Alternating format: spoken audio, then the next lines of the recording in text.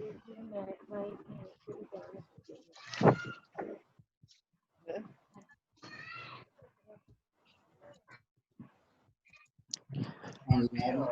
का इंग्लिश है ITC PF और फिजिक्स का भी कोर्स फिजिक्स का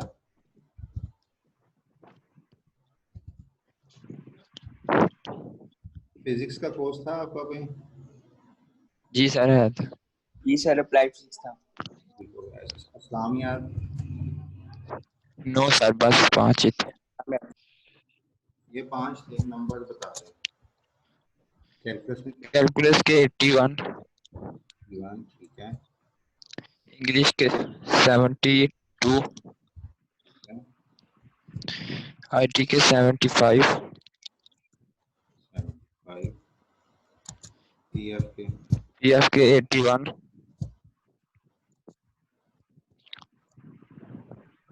81 जी सर।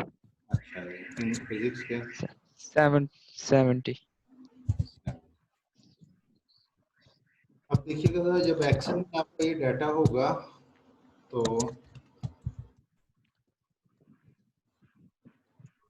यहाँ पर है बार चार्ट्स, ठीक है।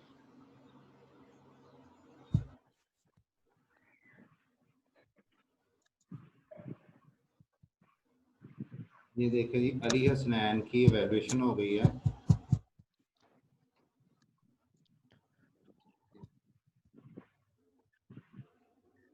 इसे कहते हैं ग्राफिकल रिप्रेजेंटेशन। नजर आ रही है आप लोगों को? हेलो,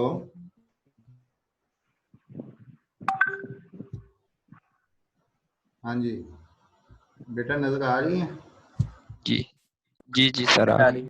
अब देखिए एक चीज थी कि आपने जो बात मुझे बताई है कि अली हसनैन स्टूडेंट था, calculus, English, I2C, programming fundamental और फिजिक्स के कोर्सेज आपने फर्स्ट सेमेस्टर में टेकअप किए थे। और इस ग्राफिकल रिप्रेजेंटेशन ने, ये ग्राफ देके परेशान ना होइएगा क्योंकि इसकी अभी हमने स्केलिंग नहीं की, ये 64 से शुरू हो रहा है, ठीक है। अगर आप इसका इनिशियल पॉइंट बदल देंगे ना तो ये सारा कुछ जो है चेंज हो जाएगा। अगर हम इसको 0 कर देते हैं और मैक्सिमम को 100 कर देते हैं, अब मैंने स्केलिंग चेंज कर दी तो आपको एक बेटर परफॉर्मेंस लग रही थी। अदरवाइज बच्चा परेशान हो जाता है कि लो जी मेरे तो नंबर इतने आए हैं। अब ये एक्चुअल परफॉर्मेंस है, क्लियरली नज़र आ रहा है किसी को ये नंबर जो आपके पता हो या ना हो, ठीक है। रिप्रेजेंटेशन ऑफ द डाटा का मतलब ये होता है कि आप डाटा को नहीं जानते लेकिन डिस्प्ले देख के आप जजमेंट कर सकते हैं कि जिस स्टूडेंट की भी ये बात हो रही है उसका कौन सा सब्जेक्ट बहुत अच्छा है, मसलन कैलकुलस और PF। अब ये आम रूटीन की अंडरस्टैंडिंग होती है कि जिन बच्चों के मैथमेटिकल कोर्सेज अच्छे होते हैं उनके प्रोग्रामिंग वाले कोर्सेज भी बहुत अच्छे होते हैं, ठीक है। और ये यहाँ पर भी नज़र आ रहा है कि कैलकुलस में भी आपके 81 है और PF में भी 81 है, ठीक है। इसे सिंपल बार चार्ट कहते हैं, ठीक है। हाँ जी, रोल नंबर 33 देखिएगा कौन है आप में से? 33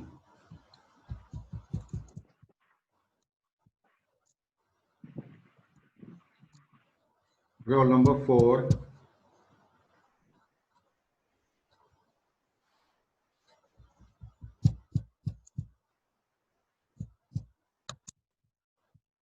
रोल नंबर 67।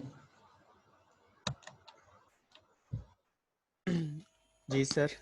क्या नाम है बेटा आपका? नमान। ठीक हो बेटा, आप अपने नंबर बताएं, कैलकुलस में कितने हैं? 76 सर। 76। इंग्लिश में कितने हैं? 68। 68। और I2C में?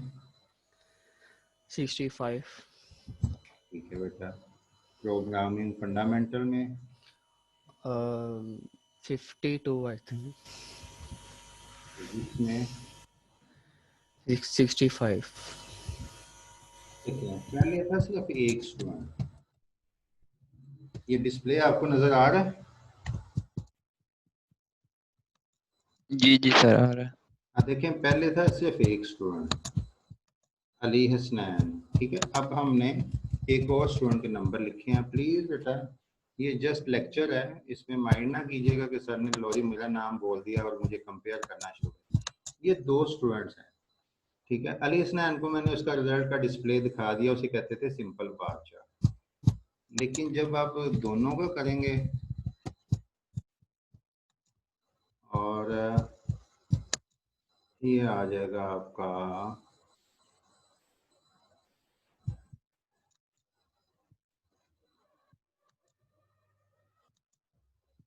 आप देखिएगा,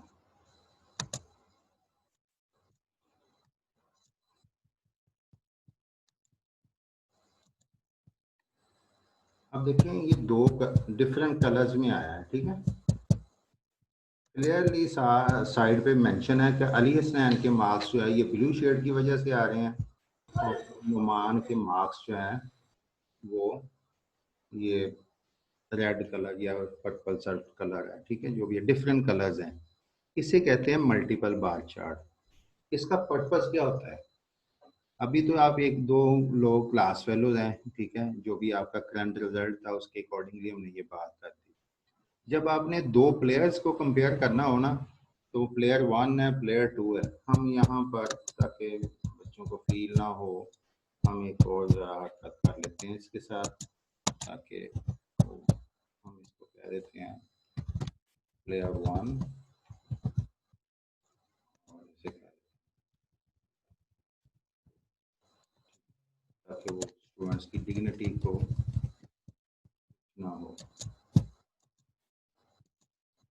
प्लेयर वन, आप इसको एलेबोरेट कैसे कर सकते हैं, एक्सप्लेन कैसे कर सकते हैं?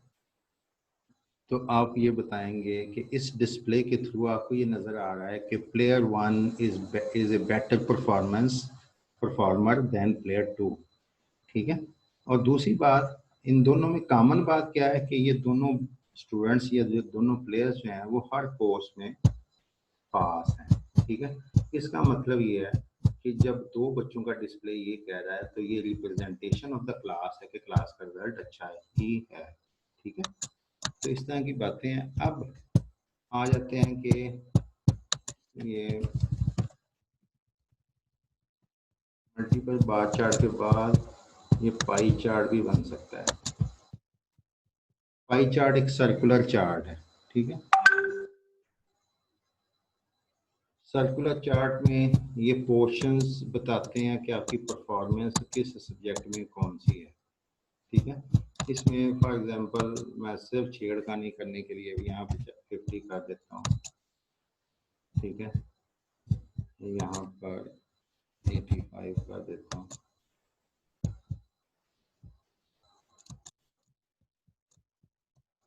तो ये इसी तरह बदलता जाए। फॉर एग्जांपल मैं कहता हूँ नहीं, ये सिर्फ दो सब्जेक्ट्स ही है, ये देखें बाकी मैंने सब्जेक्ट्स खत्म कर दिए हैं।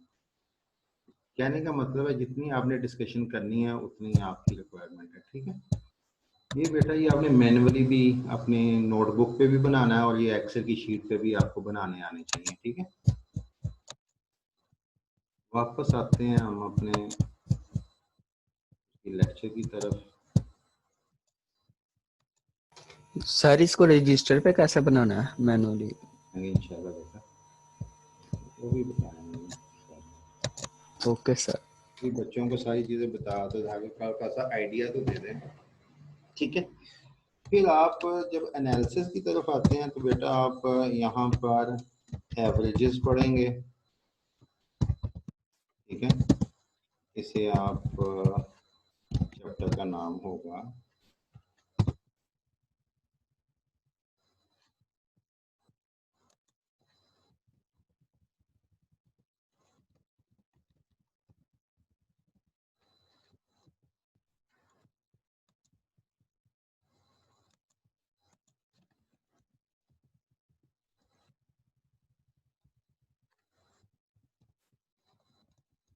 दूसरा होगा इसे रनिंग में हाँ जी, दूसरा चैप्टर आपने पढ़ना है एनालिसिस के लिए डिस्पर्शन का,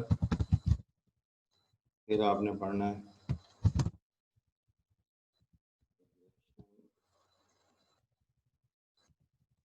सर ये सारे टॉपिक्स रीड करने हैं, पढ़ने हैं। ये मिड से पहले के बता रहा हूँ, ये मिड से पहले हैं।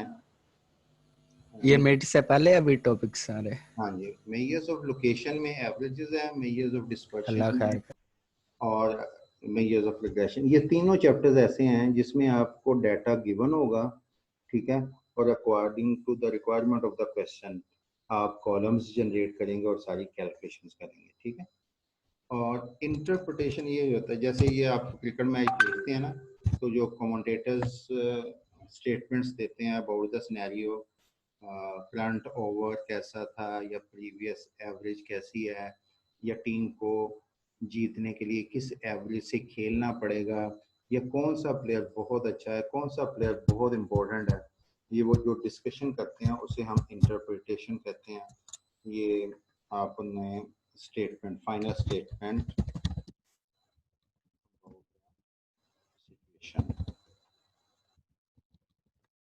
आप देखें, जब आप अभी तो आप सेकंड सेमेस्टर के स्टूडेंट हैं, जब आप बड़ी क्लासेस में जाएंगे या आप प्रैक्टिकल लाइफ में आफ्टर योर डिग्री आएंगे, तो आपने सबसे पहला काम आफ्टर योर डिग्री ये करना है, हो सकता है ये आप सेवन्थ सेमेस्टर में ही कर लें, कि आपने बीसीएस करने के बाद करना क्या है।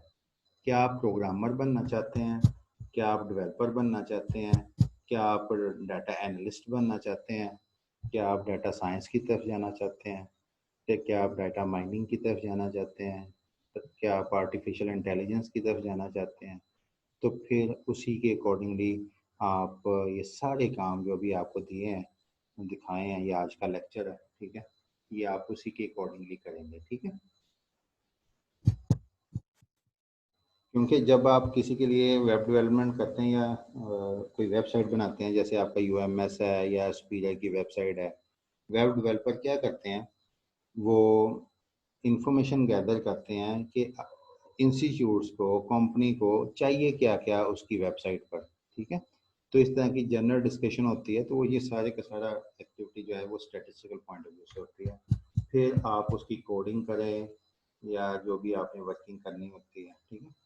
तो कोशिश कीजिएगा ये सारी बातें आपने जो हैंडआउट्स मैंने आपको दिए हैं उनमें से आपने ये डिस्कस करनी है कि वेरिएबल क्या है, कांस्टेंट क्या है, उसकी टाइप्स क्या है, स्टैटिस्टिक्स की कैरेक्टरिस्टिक्स क्या है, स्टैटिस्टिक्स की लिमिटेशंस क्या है, ठीक है। जो बातें भी हमने डिस्कस की हैं वो आपने हैंडआउट्स में से देखने, और ये हैंडआउट्स मैं आपको दिखा देता हूँ।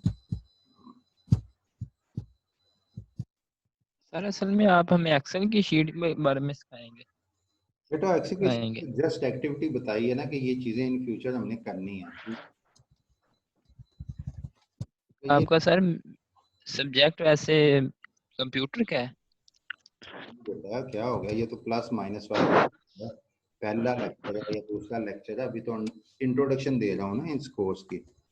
ये देखिए बेटा, स्टैटिस्टिक्स की डेफिनेशन हैं, टाइप्स हैं, ठीक है, ये वेरिएबल्स की टाइप्स हैं, उनकी डेफिनेशन हैं, ये सारी की सारी बड़ी सिंपल इंग्लिश में और बड़ी इजी एग्जांपल्स के साथ आपको सारी चीजें बताई। सब्जेक्ट है हमारा कौन सा, मैथ का?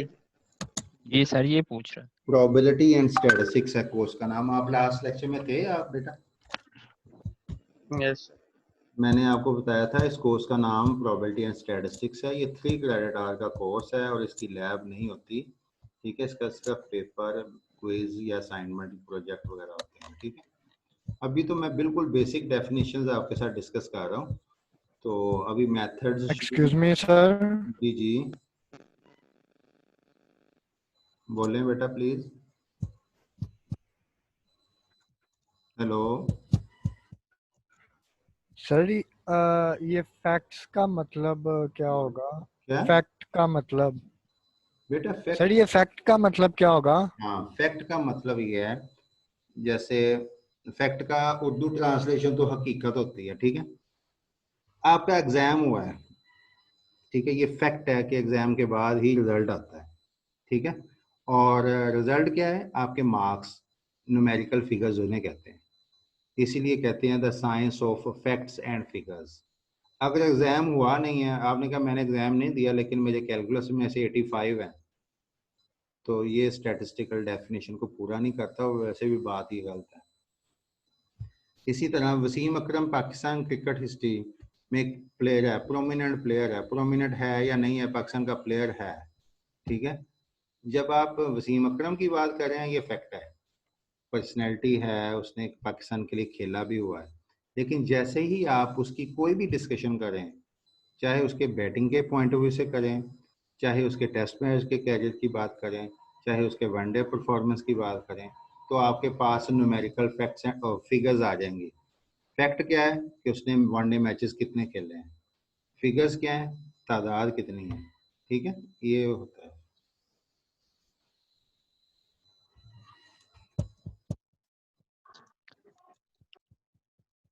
अच्छा बेटा, ये आज के लेक्चर आपने हैंडआउट्स में से देखना है और उसको जो भी आपने इश्यूज हैं आप वो आपने मुझे नेक्स्ट लेक्चर में बताना है, ठीक है। सर कितना करना बता दें।